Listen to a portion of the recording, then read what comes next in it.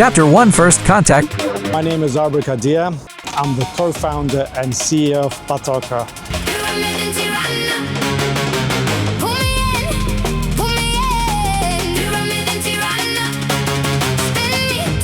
Albania's first true super app that deals in daily essential services. I am Tirana born and bred, had a few years out in the UK for my education, then came back and spent the last 18 years trying to help Albania become what it is today.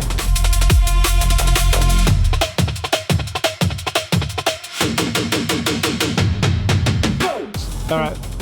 Well, this is a monument of the testament of change in Albania. Okay, so it's not just an architectural, interesting building, but it's actually a testament of how things change very quickly in Albania, right? What do I mean by that? So initially this was planned as a mausoleum, or a museum, that the daughter of the dictator, Enver Hoxha, and her husband, and two more architects came up together to obviously glorify his life and his work, you know, his achievements. Yeah. And basically they built this structure, which I remember coming as a child to see, which was in stark contrast of how the rest of the... This was in between 1986 and 1988, so very short-lived. So because he died in 85, straight after his daughter and her husband and, you know, the other Politburo members came up with this project, right? So it was a huge success, beautiful architecture, I've got to say, but a pyramid. So it testifies the everlasting legacy, let's put it like that, of the dictator, meaning that he was supposed to live on forever and his work was supposed to live forever. 1990, full of Berlin Wall and then all the change that happened in Eastern Europe made so that people came to freedom, and when they came to freedom, the way they expressed that freedom was anger, and they went and destroyed it. So in the destruction phase, first of all, people started moving a lot of the stuff that there was inside, and then a lot of, even of the marbles, and some of the marbles, in fact, his seated statue was the same marble as that of David of Michelangelo. It was a beautiful marble building which had all of these things, and from 91, 92, it then became first expression of freedom, as I said, where we had a bar here, the first club as well, and then we had the first private TV channel and a radio and some other entities that was there. So it was changing, but there wasn't really a set destination for it. A few years back, then we had the Ministry of Culture, Prime Minister's Office and the municipality come up with this project where New Albania, let's put it like that, where there's a shift between just building stuff and being agricultural and service-oriented into digital economy.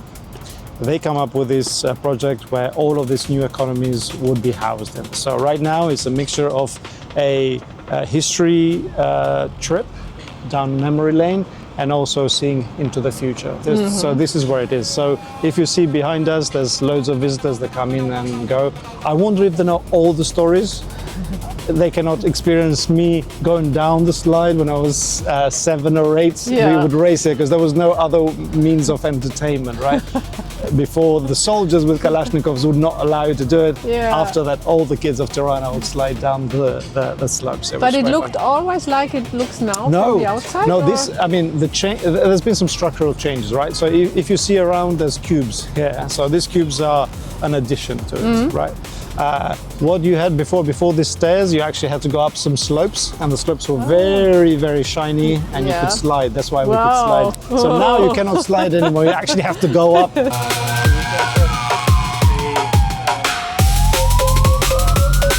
Which is an interesting element, because it means that going to the very top, you have to go upstairs. You cannot just come down very quickly. So it's interesting, but as a whole, it's come out to be a very nice project.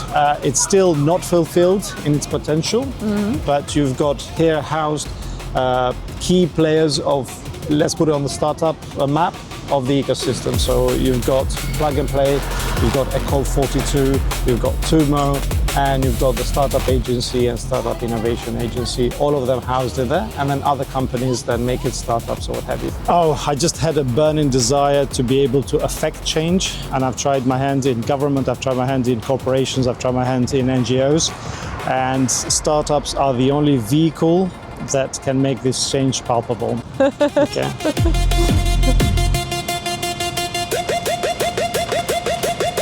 It's a good training here. This is incredible training, I'll tell you. I've got loads of friends of mine that come just to do the stairs really? here. Yeah. Which is, yeah, if you've got the time, the stamina and the nerve, yes. it's good exercise. I don't do it very often. It's too hard. Also, the pyramid is very central, right? So you've got the Prime Minister's office there. Yeah. Think of all the platforms that we use out there today, started from communication to the way we obtain commerce and stuff like that. All of it has been done through a startup. So if you want to affect change very quickly, you need to be involved in that. And not wanting to just be a passenger, I thought I'll be on the driver's seat. To the very top. Yeah. It's very difficult to find the biggest fuck up because there are so many.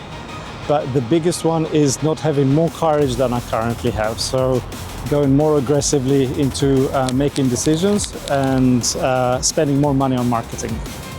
Our mantra is to work with everyone that wants to work with us, and we are very open to have collaborative ways of doing things together.